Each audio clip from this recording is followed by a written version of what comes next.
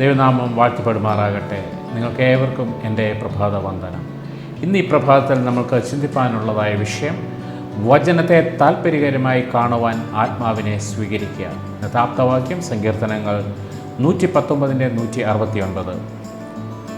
യഹോവേ, എൻ്റെ നിലവിളി തിരുസന്നിധിയിൽ വരുമാറാകട്ടെ, നിൻ്റെ വചനപ്രകാരം എനിക്ക് ബുദ്ധി നൽകണമേ.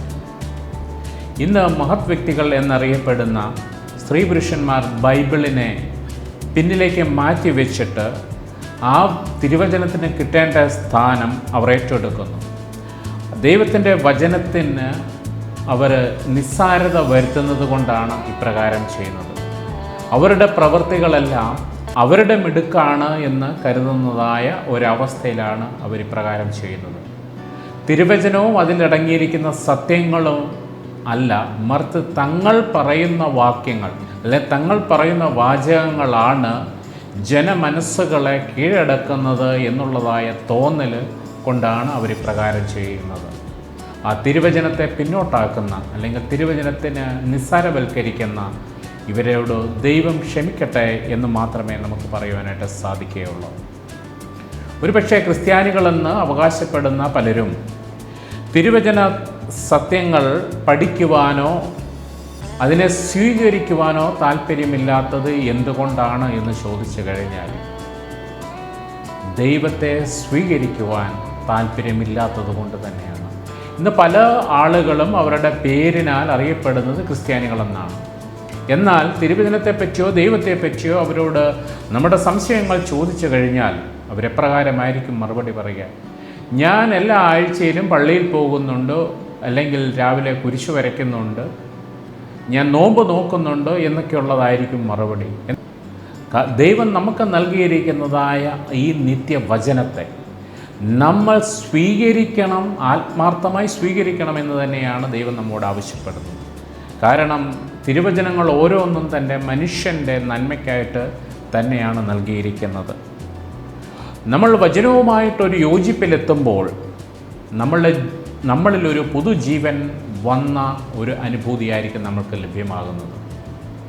എന്നാൽ ഇന്ന് പല വ്യക്തികളും തിരുവചനം പഠിക്കുവാനുള്ളതായ സമയത്തെ മറ്റു പല കാര്യങ്ങൾക്കും വേണ്ടി മാറ്റിവെക്കുകയും അതോടൊപ്പം തന്നെ കാലക്രമേണ അവർക്ക് ദൈവത്തിൽ തന്നെ സ്വാധീനം അല്ലെങ്കിൽ ദൈവത്തിൽ തന്നെ താല്പര്യമില്ലാതെയും വരുന്നതായ ഒരു അവസ്ഥയിലേക്കാണ് പോകുന്നത്. ഇത് വളരെ അപകടകരമായ ഒരു കാര്യമാണ്.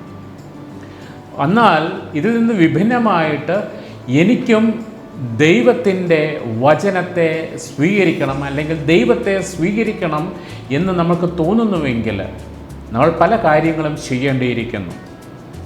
ഒന്ന്, നമ്മൾ ദൈവത്തോട് നമ്മൾ പ്രാർത്ഥിക്കുക തന്നെ വേണം. എപ്രകാരമായിരിക്കണമെന്ന് ചോദിച്ചാൽ, നമ്മുടെ ധാരണാശക്തിയെ, തിരുവചനത്തെയും ദൈവത്തെ പറ്റിയുള്ള നമ്മുടെ ധാരണകളെ, ആ ശക്തി അത് കൃത്യമായിരിക്കുവാൻ ദൈവത്തിൻ്റെ അനുഗ്രഹമുണ്ടാകുവാൻ വേണ്ടി നമ്മൾ പ്രാർത്ഥിക്കേണ്ടിയിരിക്കണം.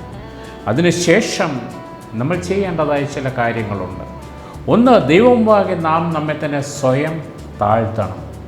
സമർപ്പണത്തിൻ്റേതായും താഴ്മയുടേതായ ഒരു മനോഭാവം നമ്മളിൽ ഉണ്ടാകേണ്ടിയിരിക്കുന്നു. സ്വാർത്ഥ കാര്യങ്ങളും വ്യർത്ഥ കാര്യങ്ങളും നിഗളവും സ്വാർത്ഥതയും ഹൃദയങ്ങളിൽ നിന്ന് പുറത്തു കളയുകയും ചെയ്യണം. എങ്കിൽ മാത്രമേ സ്നേഹസ്വരൂപനായ ദൈവത്തിൻ്റെ ആ തേജസ്സിലേക്ക് നമുക്കും ചെല്ലുവാനായിട്ട് സാധിക്കുകയുള്ളൂ. അല്ലെങ്കിൽ ദൈവത്തിൻ്റെതായ മഹത്വം നമുക്ക് മനസ്സിലാക്കുവാനായിട്ട് സാധിക്കുകയുള്ളൂ. അതോടൊപ്പം തന്നെ നമ്മുടെ ഈ ആഗ്രഹങ്ങൾ, മനസ്സിലെ ആഗ്രഹങ്ങൾ, ദൈവവുമായിട്ട് ഒത്തുപോകണമെന്നുള്ളതായ ആഗ്രഹങ്ങൾ അചഞ്ചലമായ ഒരു ആഗ്രഹമായി തന്നെ അവശേഷിക്കുകയും ചെയ്യണം. എങ്കിൽ മാത്രമേ നീതിയേറിയ സൂര്യൻ്റെ ശോഭാകിരണങ്ങൾ നമ്മുടെ മനസ്സിലേക്ക് കടന്നു വരികയുള്ളൂ. നീതിസൂര്യനായ കർത്താവിൻ്റെ ആ കിരണങ്ങൾ നമ്മളിൽ എന്നും ഉണ്ടാകുവാൻ നമ്മൾ ക്ഷമയോടെ കാത്തിരിക്കേണ്ടതായിട്ടുണ്ട്.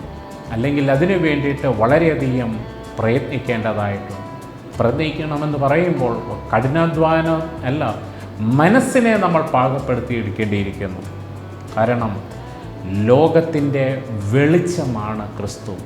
ആ വെളിച്ചം നമ്മളിലേക്ക് വരണമെങ്കിൽ നമ്മൾ അതിനുവേണ്ടി ഒരുങ്ങിയിരിക്കണം.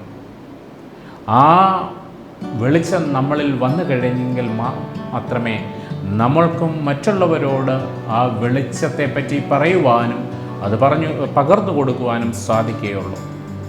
ആ ഒരു അവസ്ഥ നമ്മളിൽ ഉണ്ടാകണമെങ്കിൽ നമ്മൾ ആദ്യം ചെയ്യേണ്ടതായ കാര്യം വചനത്തെ താല്പര്യത്തോടെ കാണണമെന്നുള്ളതാണ്.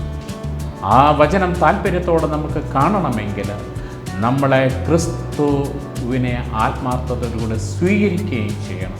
ഇല്ല, എനിക്ക് വചനം പറഞ്ഞു കൊടുക്കാൻ മാത്രമേ താല്പര്യമുള്ളൂ, ക്രിസ്തുവിനെ പറഞ്ഞു കൊടുക്കാൻ അല്ലെങ്കിൽ ആ ക്രിസ്തുവിൻ്റെ മാതൃക പിന്തുടരാൻ താല്പര്യമില്ല എന്ന് പറയുമ്പോൾ വളരെ അപകടകരമായ അല്ലെങ്കിൽ വളരെ വേദനാജനകമായ ഒരു കാര്യമാണ്.